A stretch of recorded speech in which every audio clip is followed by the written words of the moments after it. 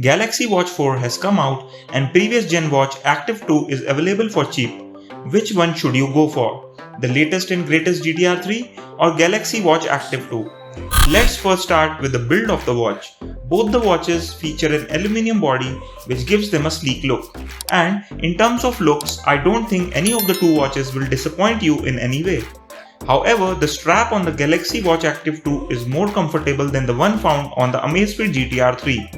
This isn't a major issue as both the watches come with quick release mechanism, so you can purchase a third-party 22mm strap and replace it with the stock ones. Amazfit GTR 3 features an AMOLED display that can do peak brightness of 1000 nits, and the pixel density of the watch is 326 ppi, which ensures text and animations look crisp. Samsung Galaxy Watch Active 2 on the other hand comes with a Super AMOLED display, which is an upgraded version of the AMOLED display. It consumes less battery and improves readability under sunlight. As you can see, deeper blacks and color contrast on the Active 2 are pretty good. However, I won't say one is better than the other as Watch Active 2 doesn't do the peak brightness of 1000 nits. One thing is for sure is that in the display department, one watch doesn't have the upper hand over the other. The next important factor after the build is the UI of a smartwatch. Amazfit GTR 3 comes with a programmable button at the bottom and a crown that also functions as a button. To open the menu, you need to press the crown. Pressing it again will take you out of the menu to the home screen. Rotating the crown would allow you to scroll through the menu without touching the screen. It is a pretty intuitive way of using a smartwatch as your finger doesn't obstruct the view of the screen. While reading the notification or post-workout analysis on the watch, crown will come in very handy. The lower button is a customizable button that by default opens workout profiles. Using the app or smartwatch itself, you can set it to open Alexa, camera control or any other feature of the watch. Swiping right at the home screen will show you various widgets. Swiping from above will bring the control center which gives you access to settings and other functions. Swiping from below will bring all the notifications you sync to the watch. Samsung Galaxy Watch Active 2 works a little differently. Swipe left and you can see all the notifications. Swipe right and you can access all the widgets. Swipe down and you will be able to access the quick menu. There are also two buttons on the side of the display to control the watch. The upper button works as a back button and the lower button is a menu button. Press it and you can go to the main menu. To select or open something, you just have to tap on the screen. If you want to scroll up or down, then you can either slide your finger on the screen or on the bezel in clockwise or anti-clockwise direction. I am a fan of both crowns on the Amazfit GTR 3 as well as rotating bezel on Samsung Galaxy Watch Active 2. However, if I have to pick, then I would pick the rotating touch-sensitive bezel on Samsung Galaxy Watch Active 2. It is just more intuitive and haptics just make the watch more fun to use. Health tracking on Amazfit watches has come really a long way. When it comes to sleep and heart rate tracking, I found Amazfit GTR 3 to be more accurate than the Watch Active 2. Samsung Galaxy Watch Active 2 is way inaccurate in detecting deep sleep. It has recorded 9 to 16 minutes of deep sleep, which would suggest I need to go to the doctor.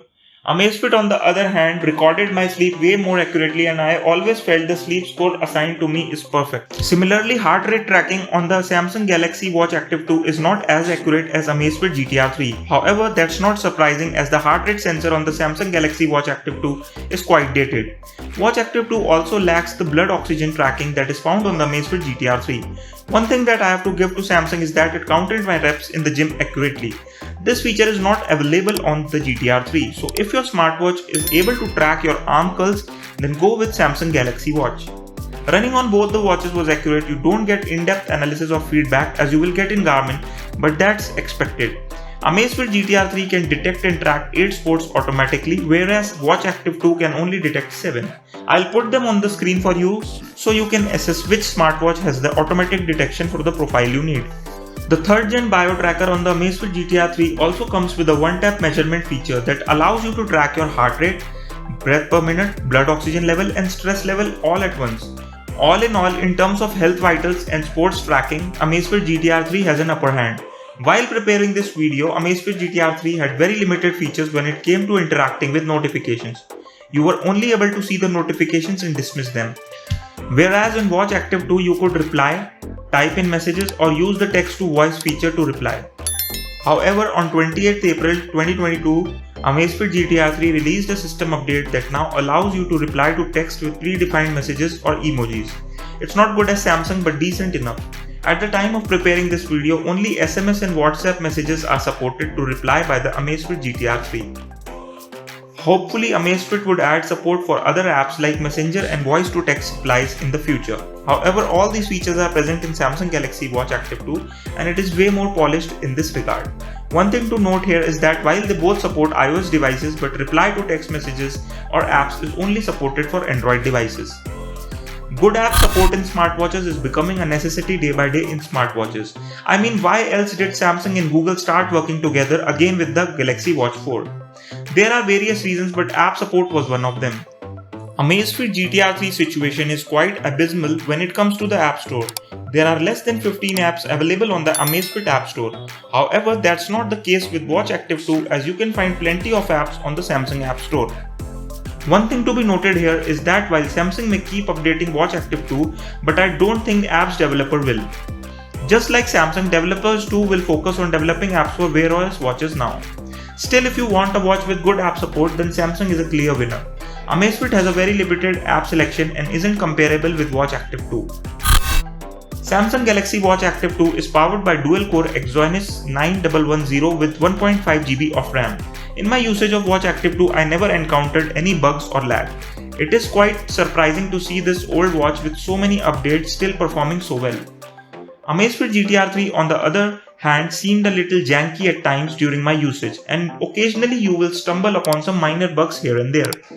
Overall, Samsung OS is more refined and polished for daily usage, but Amazfit isn't bad either. This match is a draw for me.